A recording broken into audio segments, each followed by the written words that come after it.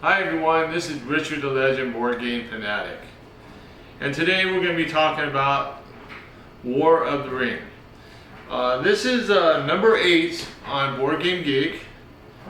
It is made by Eris, the same company that makes, I think, Sword of Sorcery also. I think also, no, I think it was another game, but that's something different. So, excuse me. This game is a 2 to 4 player game. Normally, my preference is 2 players. With 3 players, you're going to play with 2 players playing the bad side and 1 person playing the good side. And with 4 players, you're going to play 2 on 2. So, this game, I'm not going to be doing a full playthrough. I am going to be going through the specifics of how to set the game, explain the pros and cons of the game. I'm also going to go through some of the mechanics and give you examples of battling and basically the turn phase of how it works, just to get a gist if you guys are interested in getting this game. This is kind of like Risk a little bit. You're playing again. You have your one team that's bad, one team that's good, you know, and you have the Fellowship who's trying to get to Mordor to throw that ring into Mount Doom. So it's pretty much the same aspect as Fate of the Fellowship, but it's not. It's a lot different. This game is more like a war game, literally war game. When you set this up, you'll see that the bad people have a advantage when it starts, but there's some objectives that kind of go on the side of the good side, the Fellowship, and we'll explain all that during this video. If you guys haven't subscribed to my channel yet, please hit that subscribe button, and after the video, if you do like it, hit that thumbs up, or give me a comment or a suggestion of what other games you guys prefer to do. I always say this on every video. And once in a while there will be somebody who answers something, but normally not much comments. Trying to make it the channel more streamlined, more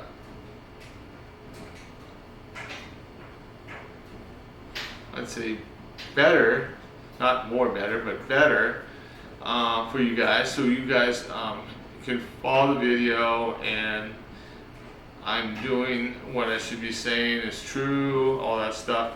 And most of the time I'm pretty correct. I do go through the game once or twice before I do a video. The majority of the time, if I get a game that I'm really excited to put out, maybe I won't. I may do the first episode just to see. It's really at the timing of what I'm thinking about doing it. So let's get that down to the table. We'll go through some of the specifics, and I hope you guys enjoy this video. It's going to be informative. This is one of the top games out there right now. Number 8 out of thousands and thousands of games. That is pretty good. So it gives you the essence of the Lord of the Rings in a way that's thematically, it's, I'd say, the 4th best game thematically. There's a lot of tension. There's you need every move you make is very detrimental of how you're gonna win or lose. So hopefully you guys will get this game. It's really, I like it. I enjoy it a lot. I like the Lord of the Rings genre. I like all the Lord of the Rings games I have. I love the movies. I just think it's a type of story that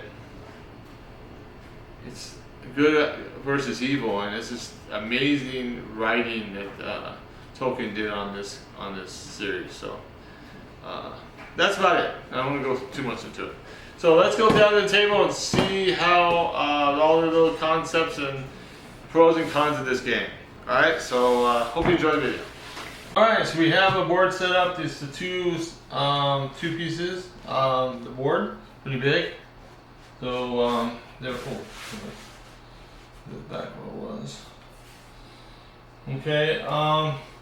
First, we're going to talk about changes to second edition, because the first edition came out for this. A lot of things have changed. Character abilities on the character cards changed. The event cards got streamlined. The army steps, the dwarves are a little bit different setup. The action dice. The main thing is, if, for example, we have this hunt box, and if there's a dice from the few peoples in here, and they take it out during the first phase, and we'll talk about the phases later on. It's required that the shadow people, the shadow troops, will put one dice here. That will be put in here before they do the rolling of the dice. So it has to be set up that way. This has got one of the main rules there. Yeah, it has to be done. All right. What else? The combat cards. Have a modified sequence. They change them around a bit. We'll talk more about the combat cards when we go into the different phases and all the separate items that we use on this game. So there's a lot to talk about here. The hunt is streamlined application through the events, and so we will talk more about the hunt later on when we go into the phase, like I said, with everything else. But it's more streamlined than it was in the first edition. MTG Mordor mainly is one position here, and it starts with one position. You go all around here to the Crack of Doom, and as soon as you arrive there, you if you have enough corruption to get in there, then you will drop the ring, and the fellow three people will win the game. Okay, so that's how that works.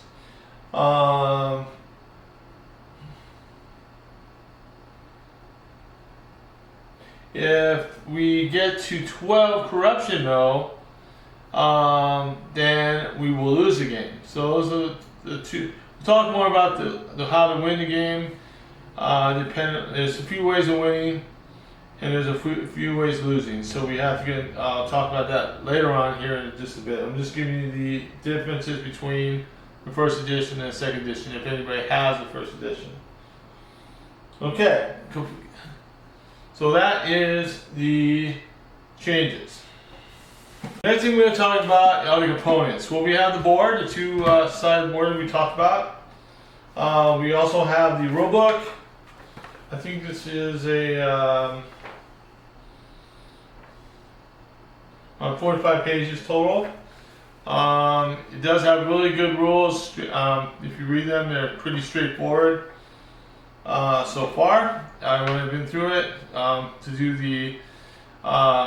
this to show you how it's played, I had to read this a few times. So, because I haven't played it for a while, so. But we do have some reference cards that are pretty awesome. It's 4 pages. They have a glossary in the middle for all the different words. If you find something that you have to do, you can look on here, or if you don't find it, you'll look in the rule book. Play, it goes through the game turn, through all the phases. It also has resolving a battle, activating free people's nations, and advancing a political position if you're doing that. And then the front part of this is basically all the dice, action dice reference chart, and tells you the character action, the army action, the muster action, event action, muster, and army action, Eye of Sauron, and Rule of the West. And we'll talk more about those here in a little bit when we get into the dice. Okay. And then we have our leaders. The leaders are mostly going to be gray in color. The free peoples are going to be blue in color. And they're different ones. And there's always going to be, you have your two different troops for each, like your elves, your dwarves, your humans. From Helm's Deep, you also have the ones from, let's see where else.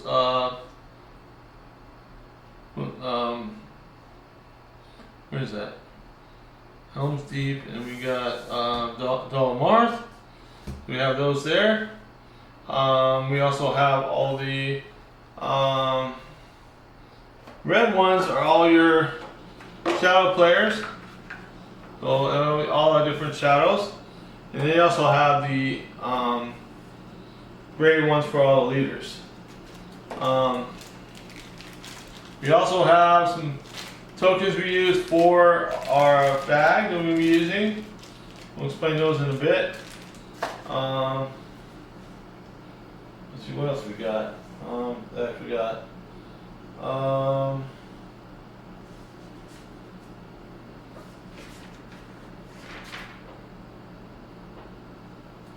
Anything else? We have 76 counters. We have stuff to put for strongholds, so we can mark them in case we have more armies. You put them on the side here. We have counters for when you're doing a hunt, and these are the hunt tokens. They go in the bag. You get randomly put in. And then we have all our dice. We have our red dice for our shadow, and we have blue dice for our free people. Okay, and we'll talk more about the dice here, and they all have different icons on them. And then we have all the cards, a lot of cards.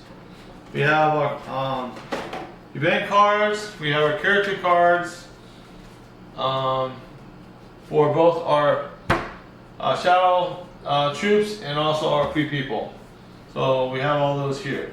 And there's two different decks. We have our character deck and we have our regular event deck for both. And we have separated them and shuffle them and put them down here. And then we put all our characters over here and put all the little, we also have our figurines for our fellowship here that we're going to put in that box. So those are our components. We'll go more into the components here, more into the cards, more into the dice, and more of a description of how that's going here in a second. So that is our gaming components. Now we're going to talk about armies and how they're set up. Alright, so got some different leaders. We also all have our troops. Okay, this is all for the free people. The leaders, for example, we have our type of armies. We have our regular and our elites. So depending on which group you're in, you're gonna set these up, and you're gonna have elite and your regular. These can move by themselves. The leaders, though, if they're in a space by themselves, they cannot move. The free peoples cannot move.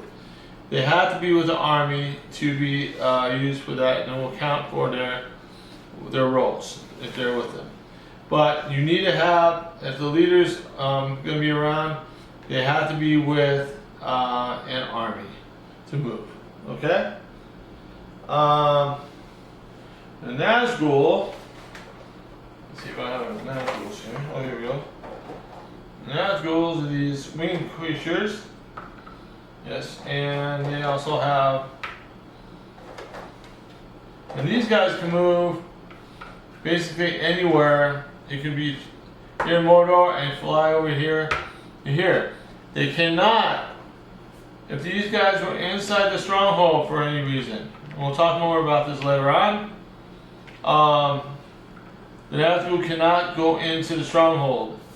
If, for example, they had armies and they were attacking the stronghold in that area, then the Nazgul can go in. That's one of the rules. Okay? That's what the Nazguls are. Alright. Characters. All the characters that we have for the free people, we're gonna in our set we will place them here in this little square. That represents that they're with Frodo and Sam. Okay, Frodo and Sam are gonna start at Rivendell. And we'll talk more about the setup and how that goes here in a bit. But I just want to give you a little update. That's how the characters will go. Characters can move by themselves. And they can go into an area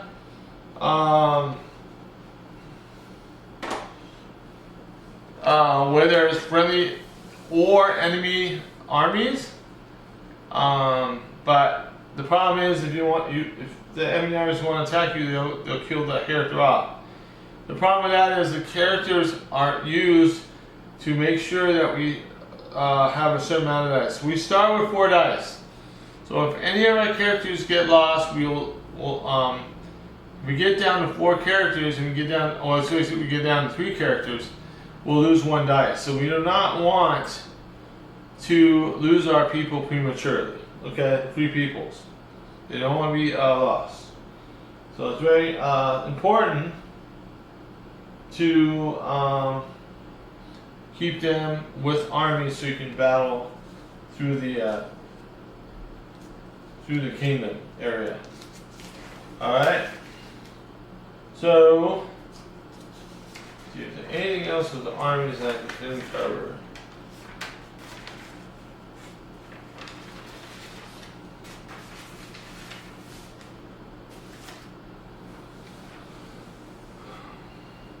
Okay, companions.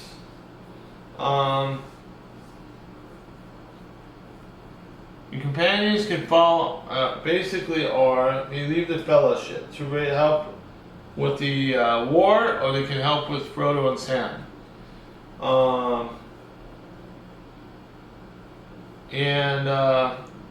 Legolas and Gandalf are the 2 that have special cards that will give us extra dice if we get them out, and there's specific conditions that we need to do before they come out, but we'll get extra dice when they come out. Okay, minions,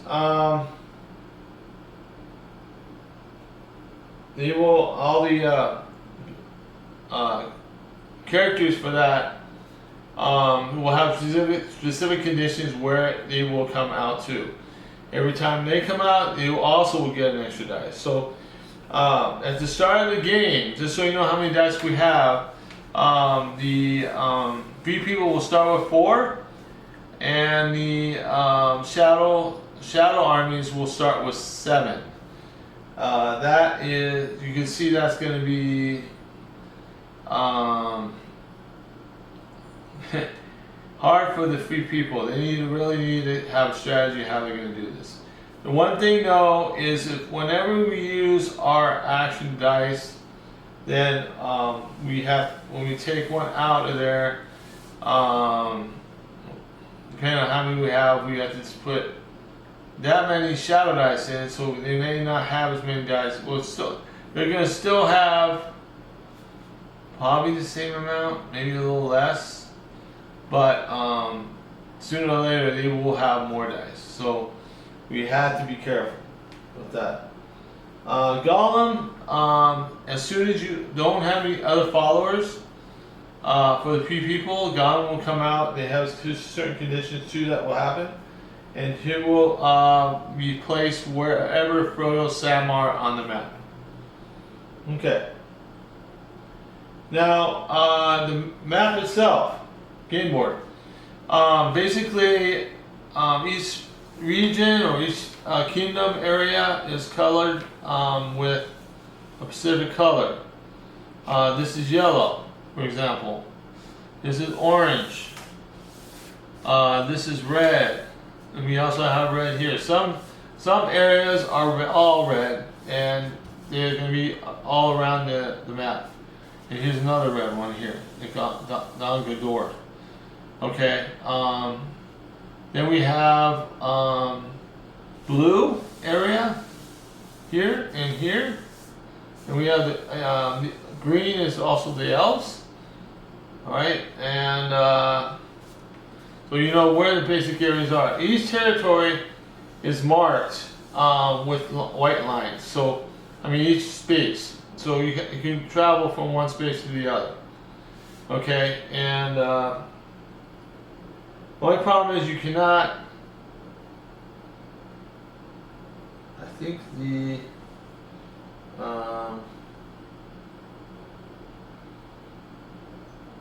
alright, the lakes and seas you cannot cross. So any lakes, like this one for example, you can't go across this way and go around. Okay,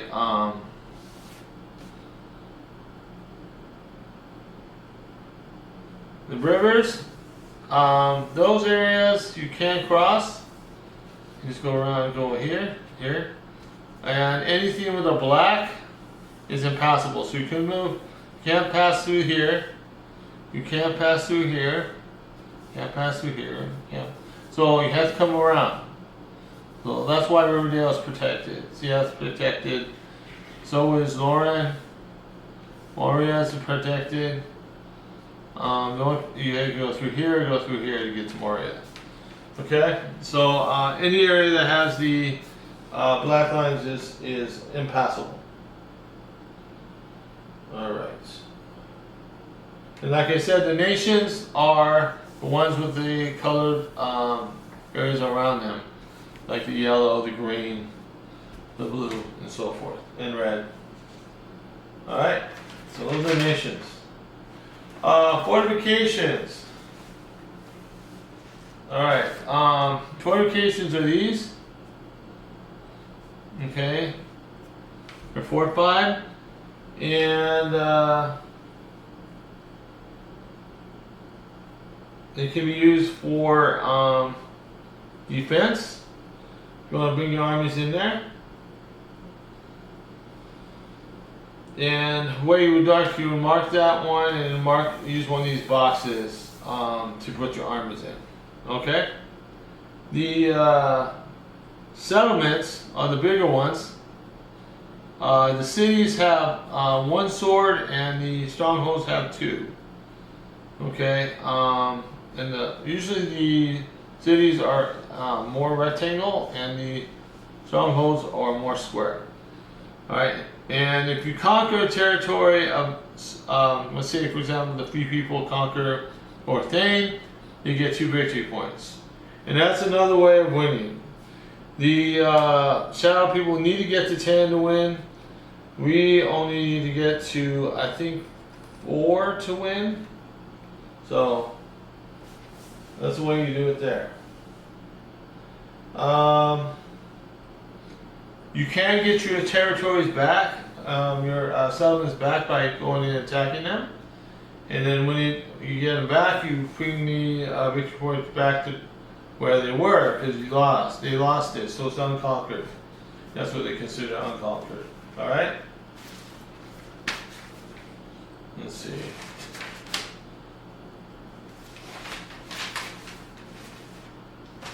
Alright, so next thing we do is going to talk about all the tracks and boxes. So we'll be right back. The next thing we have to talk about are the tracks and boxes. So, fellowship track. This is one on top. We're going to have 2 markers here. One for the evil side and one for the and basically we'll track the progress of the fellowship and the corruption. So if the corruption goes all the way to 12, we lose. Okay, that's what you have to know there. Okay, we also have the fellowship box where we put our fellowships.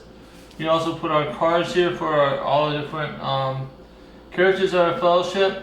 So anybody that's in this box means they were with Sam and Frodo when they're on the board.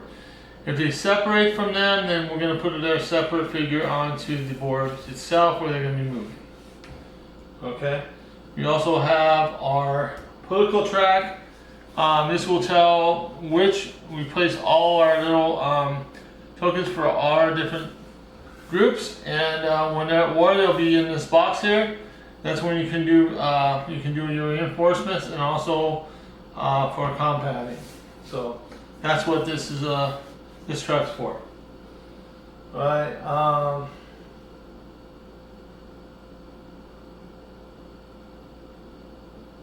We also have the Elven rings. When we start the game, the free peoples will have 3 ring tokens on their in here. When you use one, you flip it over, and that will be given to the evil player. Each person gets to use it once, and then it's used on rolls. So whenever you roll a dice, you could decide where that dice is going to be rolled, and you place it into and use that action. But you only get three of those during the game, so be careful. You want to use those at the right time, not use them sparingly. Plus, if you the free people use them too soon, then the evil people will have some during the last part of the game, and we do not want the people to have that power as much as we do. Alright, we also have the embed decks. We have 2 here for the free peoples, we have 2 for the shadows, and all one's basically the character events, and then we also have one for the regular events. Army boxes. These are all for our armies for our different strongholds. And if you can't fit them into the area, you basically just put them on here, and it would be the same thing as them being put on that specific stronghold.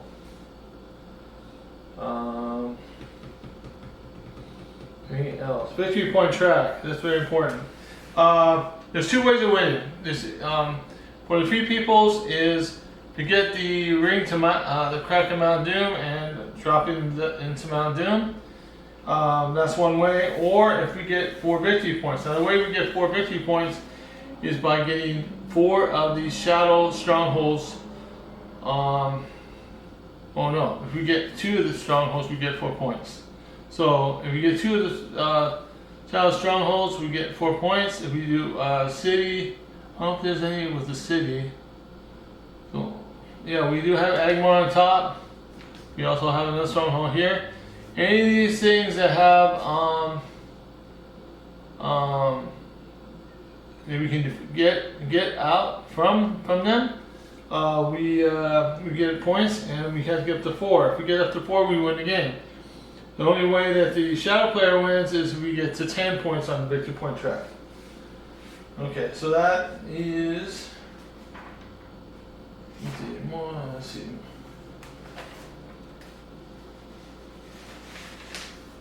Anything else that we're missing that I forgot to talk about? Alright, so that is basically the tracks and boxes that we have on the board. Also, we have the hunt box. I forgot to talk about this.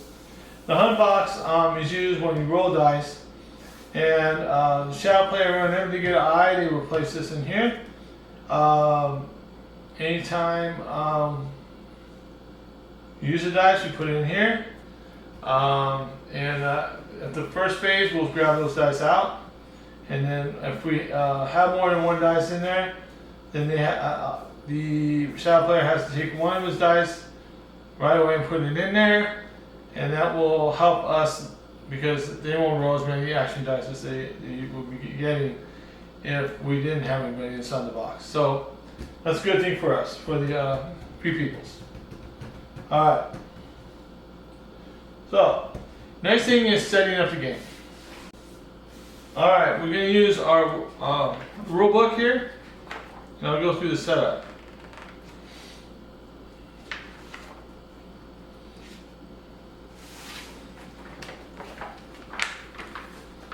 Okay, first step one is place the game board in the middle of the table, and that's what we did. So right here. Cool. We did that. Alright, I'm gonna move this just. I want to move this. I don't want to do that. I want to move that direction. I'll move this out of the way. Bring it up just a little bit. Okay. Place the ring bearer figure on Rivendell on a starting point. Okay, so we have all our beautiful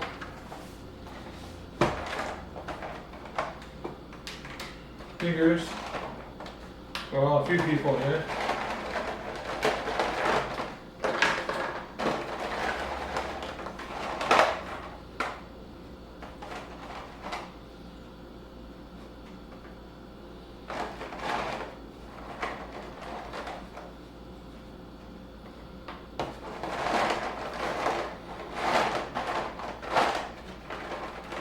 That's it.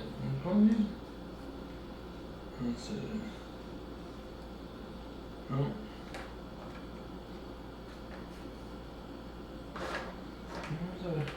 Oh, here they are. So here's the ring bearers. They go into Rivendell. Okay, so we'll set that up. Alright, place the Fellowship Progress counter on step 0 of the Fellowship track. Alright, so we need to get our markers out.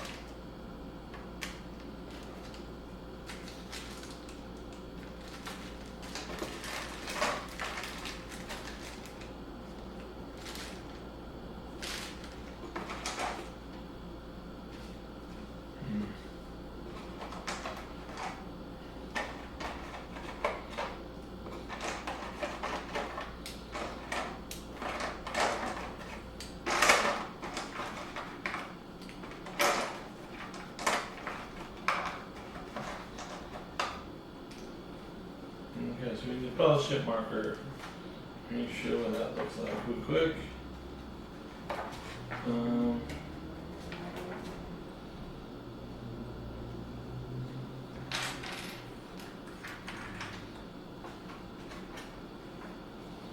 Let's see.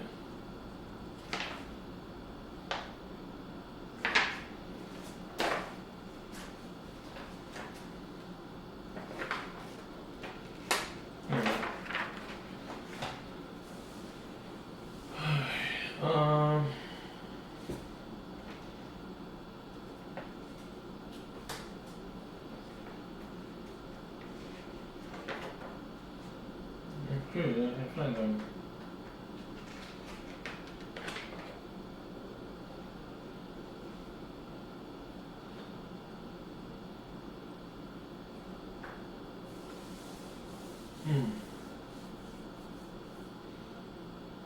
Oh, there it is, the ring. Is this it? Yeah. So.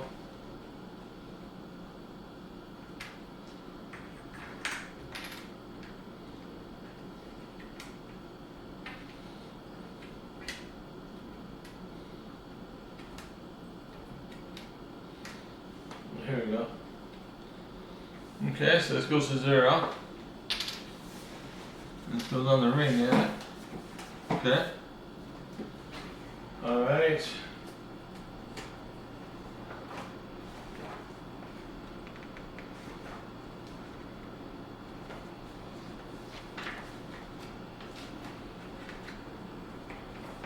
Okay. Place all companion cards in the guide of the fellowship box with again a upgraded card on top. Alright, so we'll do that.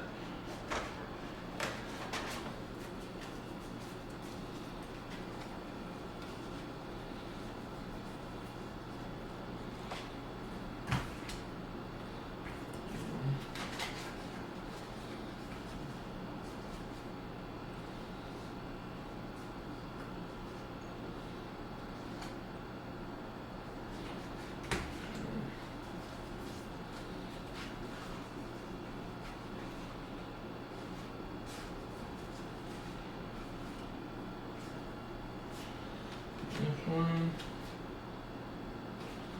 And that one down there.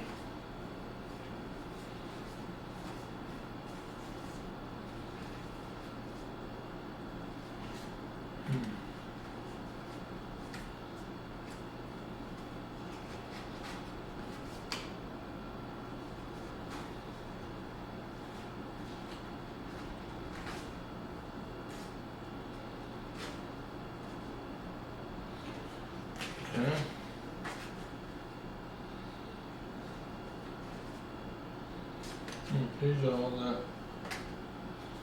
Okay. Where's Gandalf? Oh, Gandalf's right. Here we go. So these guys go right there. Okay. And you're gonna set aside these two guys. And oh, Gollum. Yeah. So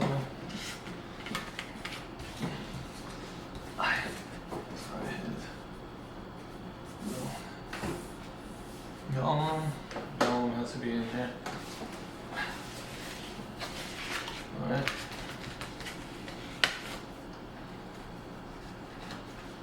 And Gollum. And then we put also Gollum's figure goes with the Gollum. Where's Gollum? Here he is. Yeah. Let's go to there. Okay. There's all the companion figures and their counters in the Fellowship ring box. Okay, so all these guys are going on there.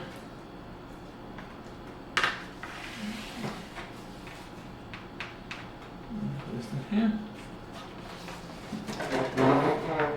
Okay. And the counters.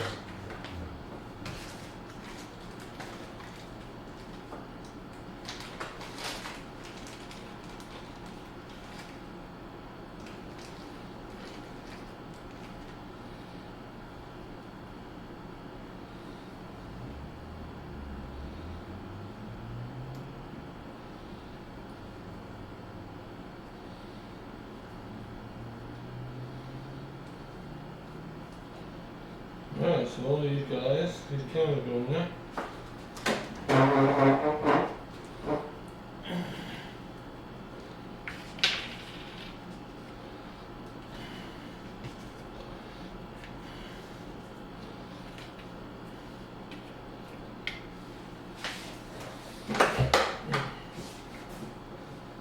Okay.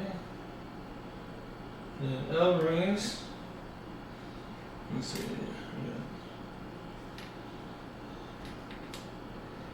Two and three. Let these go here. Free close box. Okay. Set aside all Shadow Minion cards of Witch King and none of the corresponding figures for later use. Alright, so these guys put aside right here.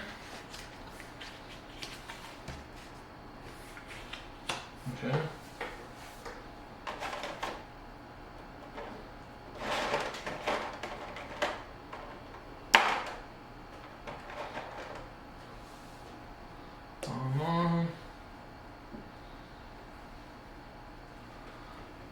And the mouth. Here we go. There. Okay. Separate the three people's shadow event cards into character and strategy decks according to the back card. Public separated and place them in the corresponding box. Alright, so these are all these ones here. So we got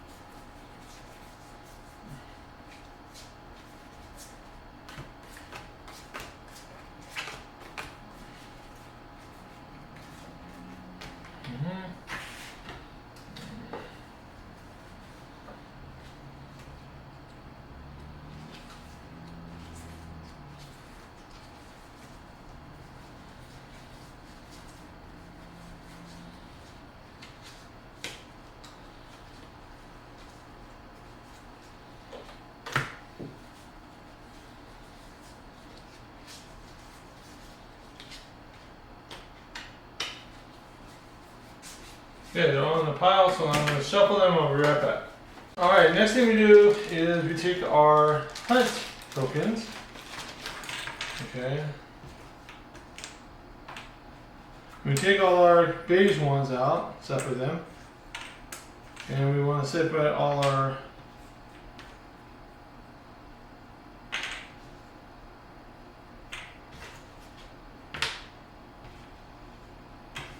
blue and one ones. Because all those are going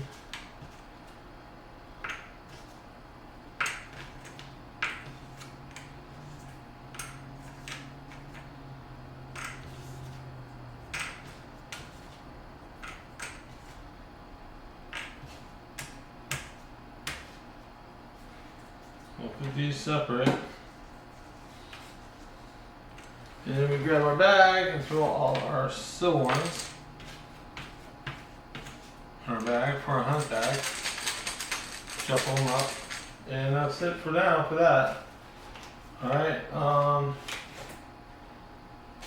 next thing is give 7 shadow dice to shadow player and 4 blue. So 3, 4. We got 4 blues. And we got 7 shadow. So 4. 7. Okay, then we have our battle dice. We have 5 total. So that will go out here. Alright, we got those. Alright, and then step 2 is place political counter for each free people's nation on its starting point on the political track. All the free people's nation political counters except for that of the elves are placed in the passive side up. The political counters of the elves and all shadow army nations are placed in the active side up, as indicated by the symbols of the track. Place the Rohan, the North, and the Elven and the Roman nations political counters in the top box. Place Gondor, the southern eastern wing political counters in the second box on the top. And place the Sauron and Isengard political counters third box on the top, immediately above the at war box. Alright, so that's going to be I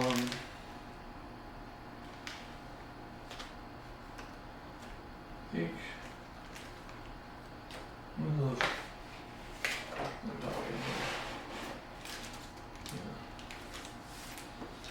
I will put those.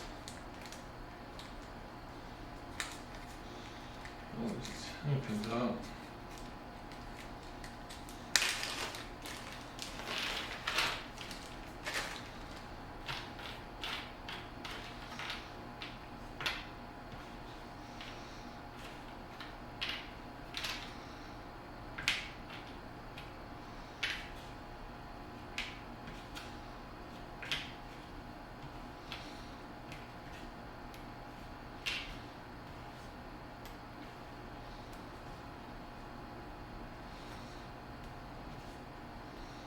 All these tokens are the ones we place onto the to tell who's got what.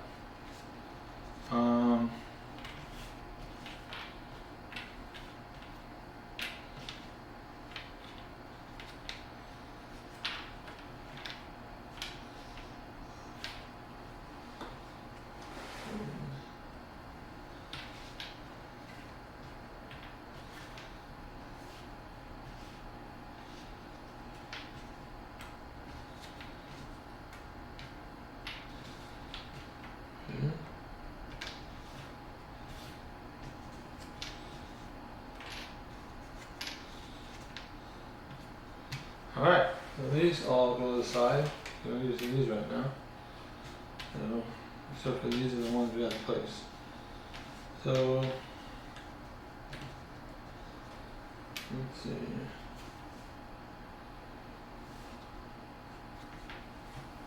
I think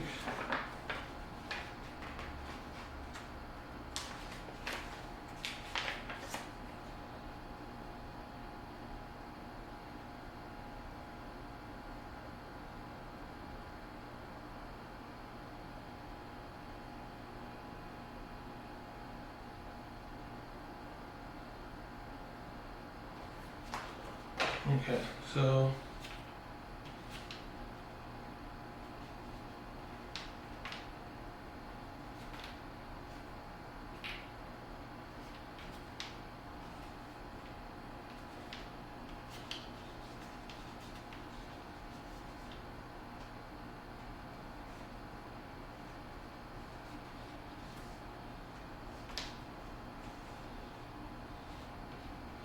Okay, so we have, okay, this one. These.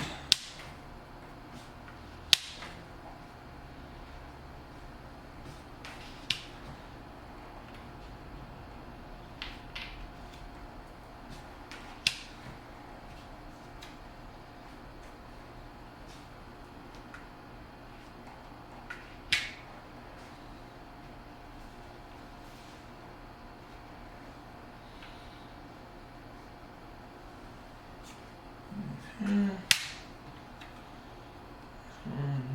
Here.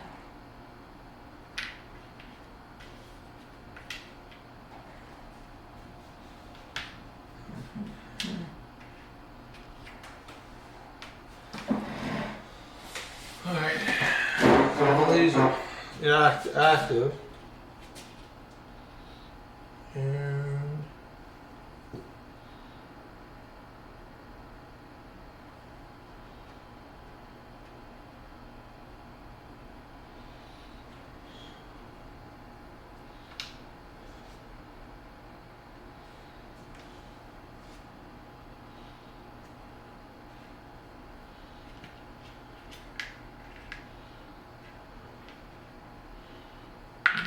these are this way.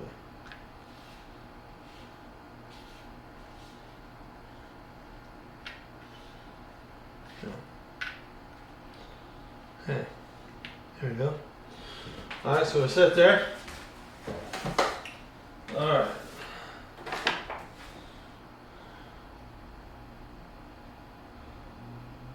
Now we set up our plastic figures. And this is going to take a while. So I am going to do this off camera. And we'll be right back. Alright, well this is the setup for the beginning of the game. I'll put all the dice over here. Okay. Okay, so we're going to talk about phases of the game and how we do the phases. There's a total of 6 phases, and then we keep going around till we finish, to whoever wins. So the first phase, phase 1, is recover action dice and draw event cards. Alright, so basically what we would do, because we're starting the game, normally we would have dice in this box, hunt box. So we grab those off and put those into our pool of action dice. We also would grab 2 of these, 1 of each of the cards for each one of these people. The shadow and the few people would grab 1 of each of those 2 cards.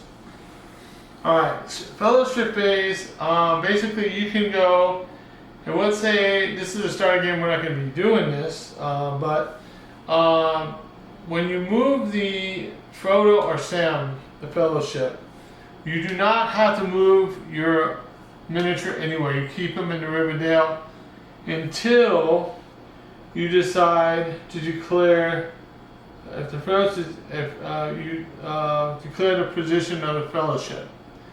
Majority of the time you're not going to declare that because you don't want anybody knowing where you're at. But if you're in a stronghold of your strongholds or a city, and it has to do with the ones with the either 1 sword or the 2 swords, and it's not occupied, you can say, I declare my fellowship, and you come back, then you would place that on the space that it's at, and you would lose 1 corruption. Well, that helps with oh, I forgot my corruption one. Let me do that. one should be there too. You crush your marker and you would move it one space back.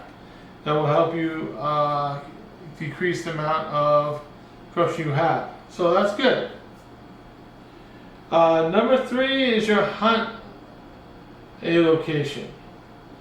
So the shadow player may now place a number of action dice in their box for the Hunt of the Ring. Now, if we had already had on phase 1, we had 3 dice here, then he's obligated to put 1 at least. And he would basically, if I would have grabbed this out of phase 1 and put this back in my pool, then he would have to at least put 1 of these in there and into the Hunt of the Ring. Okay? So that's basically how that works. But he can also take as many dice as you want. He could take in 4 dice if you want. Now, he probably would, if I was the shadow player, I would probably take 2 and put it in, mainly because I want to have at least 5 actions, because he's got 4 actions right now. So I want to have more actions than he does. You know, and that's the benefit of the shadow player, to get to have more actions at the start. Because the main reason is it's trying to say that, yeah, the free peoples are saying, oh, Sauron's not around, you're not so worried about it. But, you know, Sauron's already starting to build up his armies. That's why we have more armies on the board. Also, he's already started doing this thing, so he gets more actions to start the game. There's a way of losing dice. If you lose a character, you will lose a dice. The same goes for the Fellowship, so that's not good for us either. We need to make sure we keep our characters in places where we can protect them. So we want to make sure of that too. All right, after the hunt location, after he decides if he wants to put so many dice in there, next thing we do is we roll our dice. So both players will roll their dice at the same time. We would roll these, and he would roll his. Okay, and then basically the free peoples would start. Now, because he has 4 dice and he's got 5, he could pass and say, I'll let you go first. So at least then he could take 1 of his dice and does an action, and then he will have to go next turn because he has the same amount of dice. So he gets to do 1 action, and then I would have to go in and do an action. That's the only way you can pass. If you have more than the dice they have, for example, he couldn't pass because he's got 5 dice. So even if I would say did this and I said I want to pass, no, you couldn't pass because you have 5 dice. You have to do an action. And as soon as you do these, when you roll the dice, I forgot to tell you about this. You see, if the shadow player has any eyes, he has to place them in the hunt box. It's automatic. The rest of the guns have actions on them. Any eye dice will have to be placed there. Then they would place dice, and when they do the action, the free peoples will place theirs right here, in this spot here. Depending on specific events or something that comes up, you may have to place a dice in here. We'll go more into the actions of what you're going to do with each of these individual actions in a few minutes. But I was just going through the basic game turn. So after the actions and everything, we'll say we place 1 here, these go here, these are all done, these go here. Alright, we do our action resolution. We already did our action, phase 5 is your action resolution. That's your main part of the game, where you're doing your actions and moving and resupplying your armies or doing the event card that you already have here, stuff like that. So we're going to talk more in detail on that stuff, or even attacking. So the phase 6 is for victory checking. And like I said, I'll remind you again, there's a way of checking. You want to check and see if the corruption is at 12. If it's not 12, then the shadow players win. if we're if the Frodo and Sam are in crack of noon here, then and they drop the ring, they win the game. Or victory checking, if the shadow player has 10 victory points, he wins the game. Or if the three people have 4, we win the game. So that's phase 6. If nobody's won, we go back around back to phase 1. And that's basically the game turn. Alright? So that is game turn. So let's see what we have next here. Okay. We are going to talk about the action dice next. So I'll be right back. Alright, talking about action dice. This is like the majority of the game when it comes to moving, combating, and so forth. So let's go through each of the dice. Well, the first dice is character dice, and normally it's a sword of some kind that shows up on the dice. Emblem sword. And there's a few things you can do with this. First thing is you can move. A leader moves, attacks with the army. So you move an army with a leader to adjacent region. Okay, so I could take, for example, these guys and attack this group, but the problem that would be using my character dice. Okay, because I have a leader here with them, the green one. Okay, we could also play an event card. Event cards on the right hand corner will have an action dice symbol on it. Now you can use that dice to play this. Now, for example, if I want, this one's a really good one for me because if I decide to do this, it's called Evan Cloaks, and the Evan Cloaks special hunt tile is now in play. Add the tile in the hunt pool when the fellowship is on the Mordor track. Add the tile to the hunt pool when the fellowship is on the Mordor track. Okay.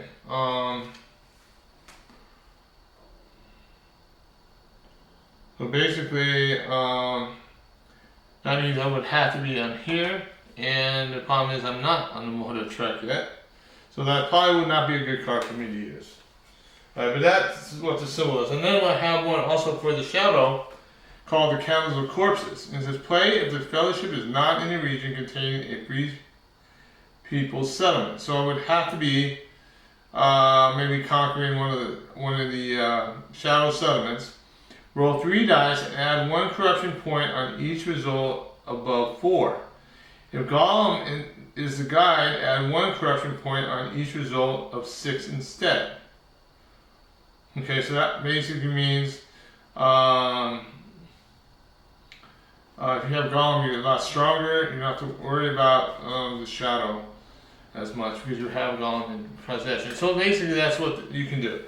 The free peoples have another options, the fellowship progress. So move the fellowship progress counter 1 step forward on the fellowship track, resolve the hunt for the ring, and then place the used action dice in the hunt box. So basically, it's saying that after you do your whatever action you're doing, either your event card or your move attacking, you're going to put this into your box. Okay. Now each person is going to do 1 action per turn, and I explained it before. If you have more actions, less actions than the other.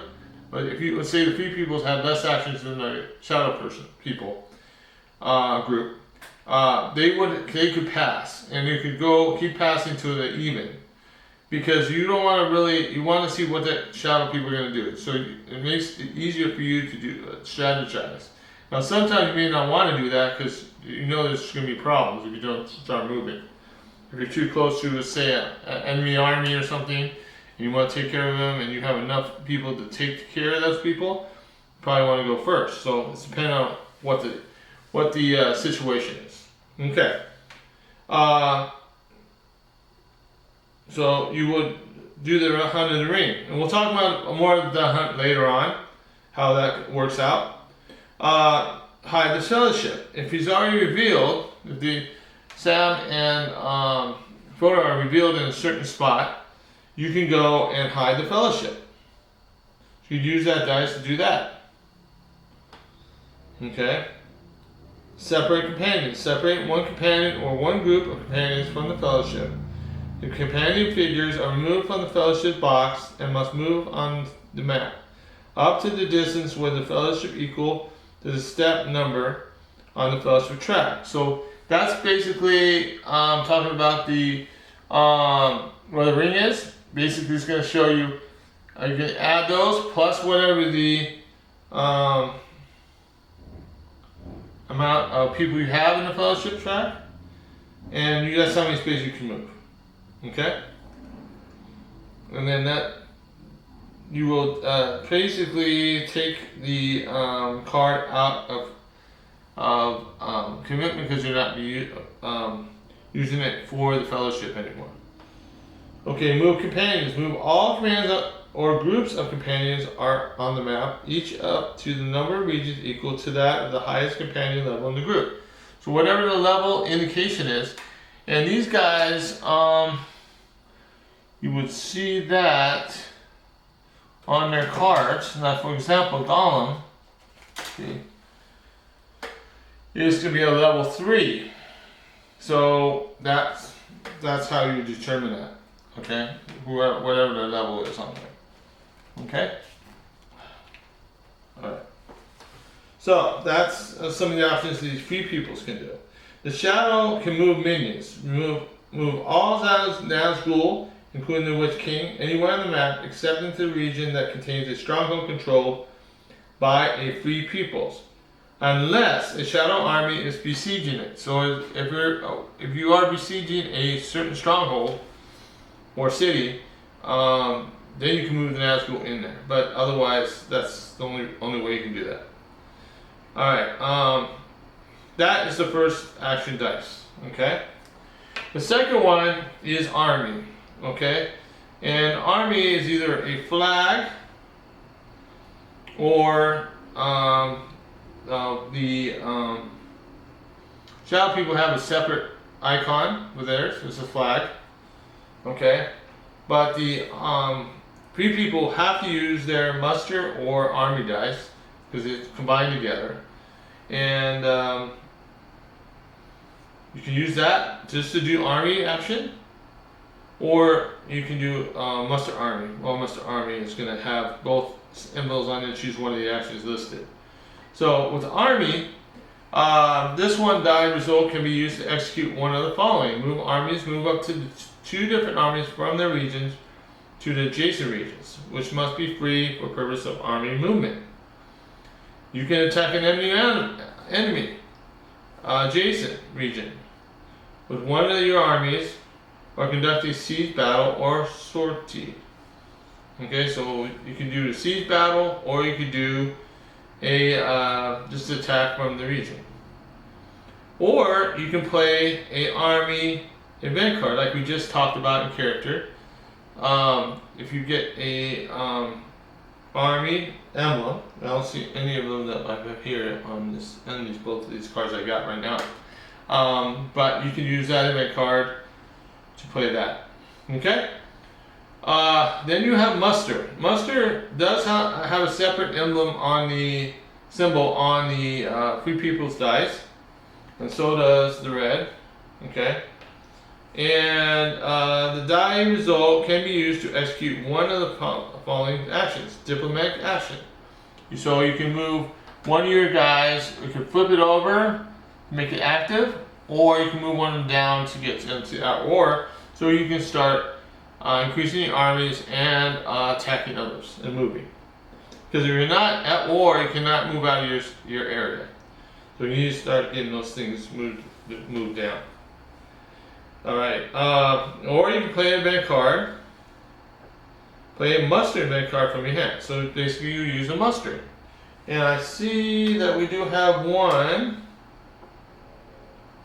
on the shadow side. It says new power is rising. Play if Solomon is in play. So you have a condition.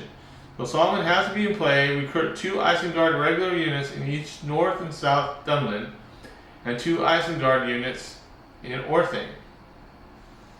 Regular or elite. So you can pick 2 elites. Wow, that's pretty cool. Alright, so that's basically, you can do that. A muster. Only in nations at war. When you're at war, recruit reinforcements. Place reinforcements into play. You can get 1 elite unit in any friendly or free settlement, or 2 leaders in any 2 different friendly and free settlements, 2 regular units in any 2 different friendly free settlements, or 1 leader and 1 regular army unit in 2 different friendly and free settlements. Okay? Shadow only. Bring 1 character into play according to the rules on the character card. So you have 3 characters. You can bring in Solomon, so you can play this card because you can't play it without Solomon being in play. So you can bring one of the characters out and shadow them using the muster action. Okay. Event. All right. You can draw an event card. Draw 1 event card from an event deck of your choice. You can do that. Or you can play an event card. Play any 1 event card from your hand, regardless of the type. It's very simple. Okay. Then we got the mustered army, and those have both emblems on them, and it's like we just talked about. That's going to be either a muster or an army one that we just discussed. Okay. And then we have special icons. The first one is going to be for the shadow player, and it's the eyes. And we kind of discussed this already. When you roll these eyes, you will put those dice, must be placed in the hunt box. Okay? So those will automatically go there, and that's all that does. There's a one that's kind of looks like a half of a menorah, a Jewish menorah symbol.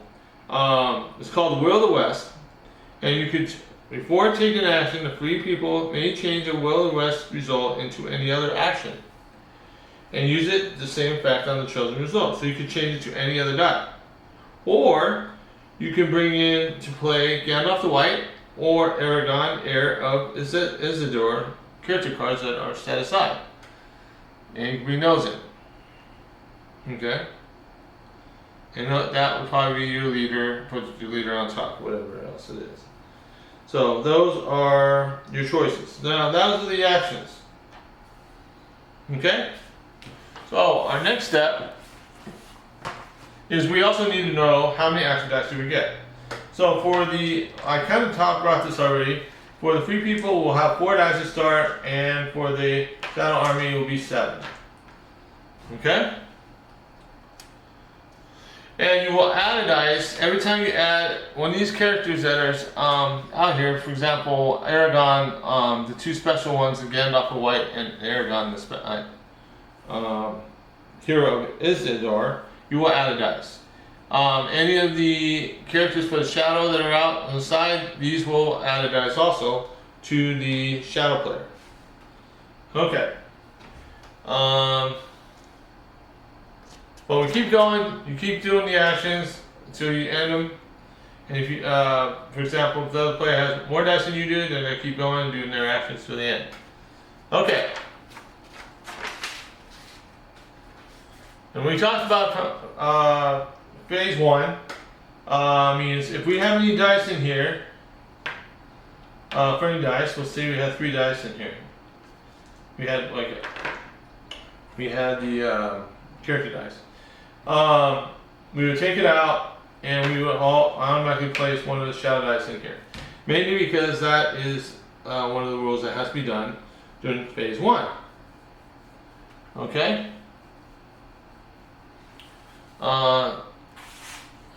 Then I think it's the, let's go back to the phases. Hunt location. Shadow can decide how many dice they want to use. So depending on how many dice that the free peoples has, they'll take, we'll say they have 4. Okay, I'll just take 2 more and put them in here.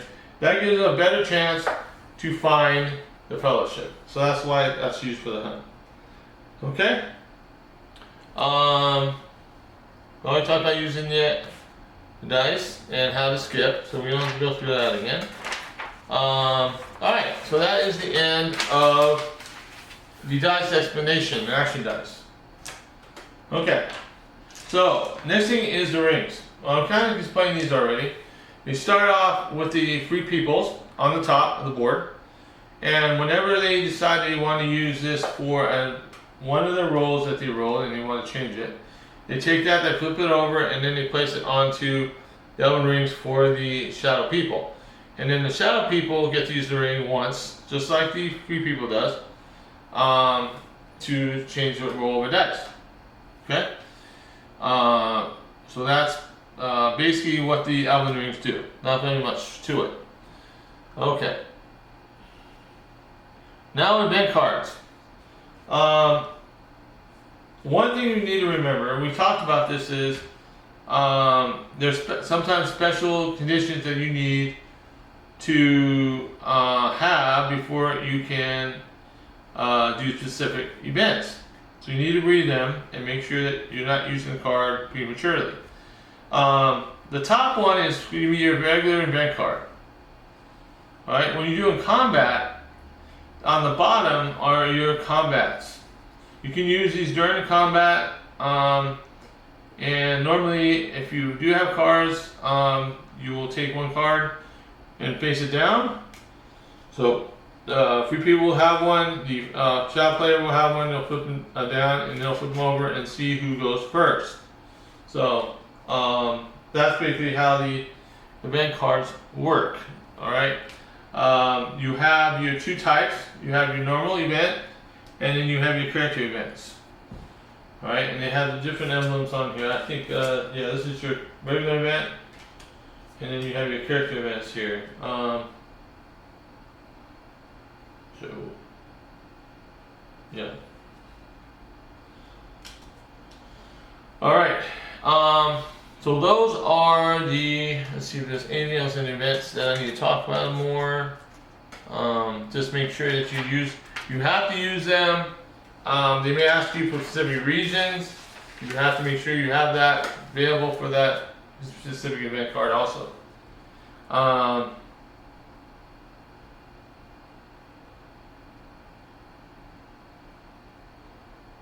Okay, event cards have provoking casualties. Well, if, for example, they say you have to remove 2 troops off your space. Alright, well, if you have a leader there, and that leader is the only thing left, will get taken off the space too. Leaders cannot stay on a space without armies. Okay, so they'll be taken off. Now the problem with, I want to tell you what the difference between the shadow armies and the regular free people's armies. Now, the shadow armies do get replenished, so they will get off the board, but then they will come back. The free peoples will not come back. They will be put back in the box and will not be used again. So you need to be very careful, being a free people player, not to lose as many armies, because you're not going to have. You still have replenishments here, good. You can use to replenish, but make sure that you're doing, when you're doing a combat or something like that, that you have a chance to win the combat, so you don't have to worry about losing a leader or something like that. Okay, and we'll talk more about combat and the hunt later on here in the video. Okay, so what else we got? Talking about combat cards. Okay, now we're going to talk more about the armies and battles. Alright,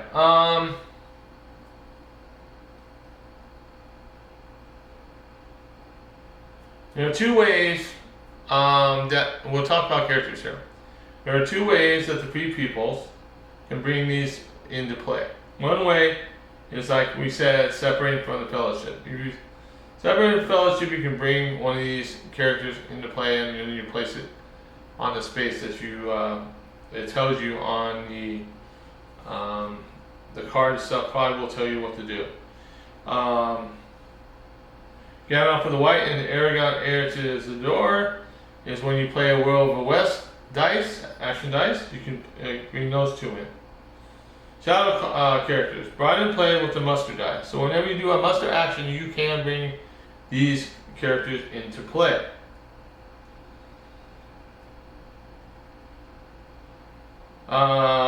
Moving the characters. Moving the characters, you will be using a character action die or an event card that will allow event movement for those characters. Okay? So that is basically how you move the characters around the board. Now the characters can, when they move into a space with armies, friendly armies, they can grab them and bring them with them, and the leaders. So you can bring those in and use those armies. Just be keeping this in mind though. You want to keep an area where you know there's enemy armies at somewhat protected so they don't get victory points. Right? Because they need 10 victory points and they have a lot more armies on the board. You want to start getting figuring out how you can get rid of those. And the way the few peoples need to do it is they need to start bringing all their political involvement to war so they can move out of those spaces and get reinforcements and start attacking spaces. Okay?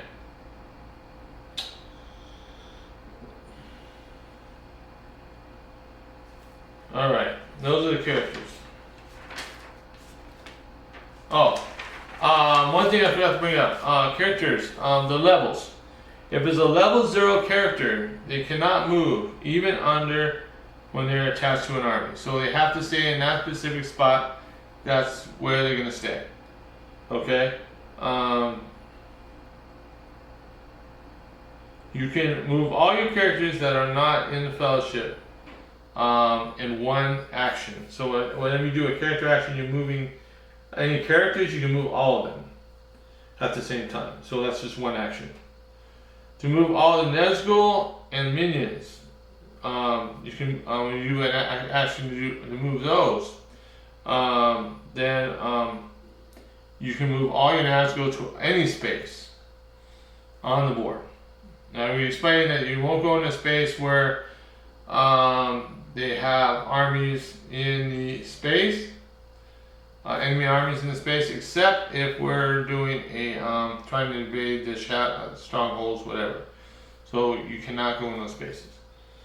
One thing about characters, though, they can go into spaces with other enemy armies, but you want to be careful of that because if you die, then you will lose the dice.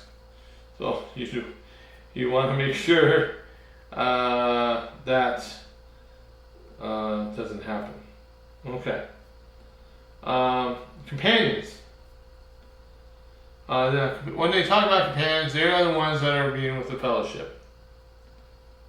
Alright? And whoever's the leader is what we're going to have. That's how much spaces they can move. Okay?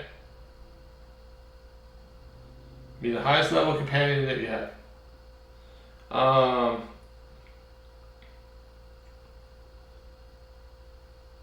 If they move it alone, they cannot be attacked.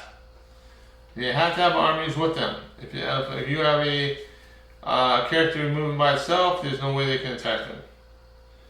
Okay?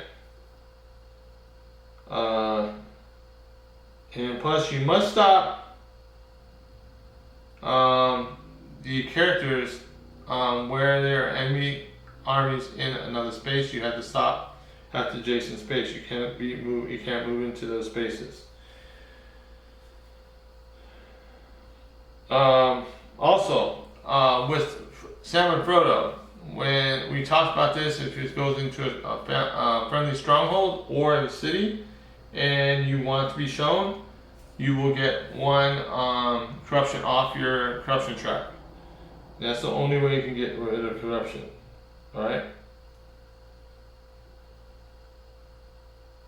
And we talked about movement when it comes to the black sections. You cannot move through this, it's impossible. Like this right here is impossible, this is impossible, that's impossible, that's impossible. You have to go around those areas that have the black. Okay, you cannot move into those areas there. Okay? And here's another spot. This is the spot here. Okay? So it's pretty, so you have to move around. Alright. Moon companions. When we talk about Nazgul, we can move into any space.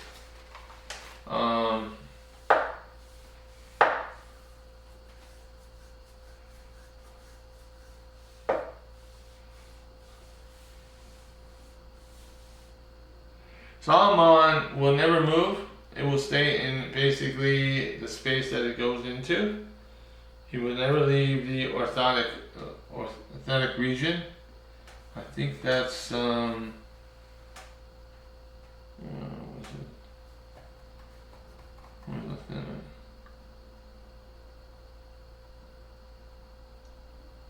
I'll find out where that's at. I think should get around here somewhere. We'll have to figure out where that's at. But whatever region he's supposed to be placed, he never moves out of that spot. Okay. But the other two can move up to 3 regions if they're moving alone. Okay. And the Witch King is just like a Nazgul, so he can move like a Nazgul.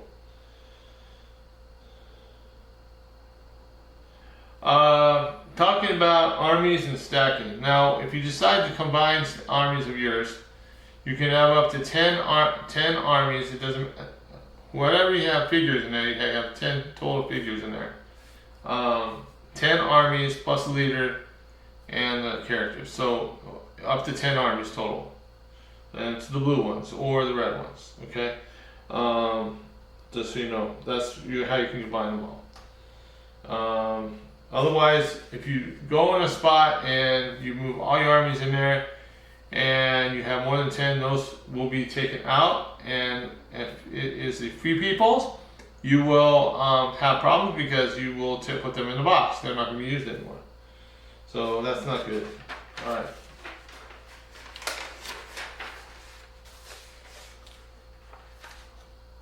Recruiting troops, we already talked about this. You use the event card to do that.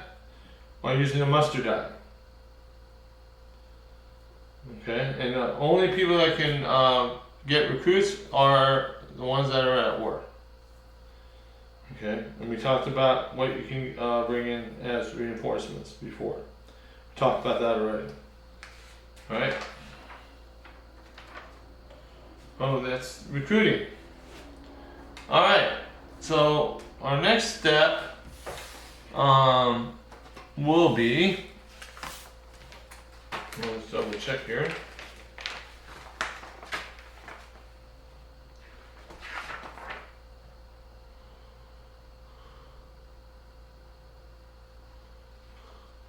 Will be army movement.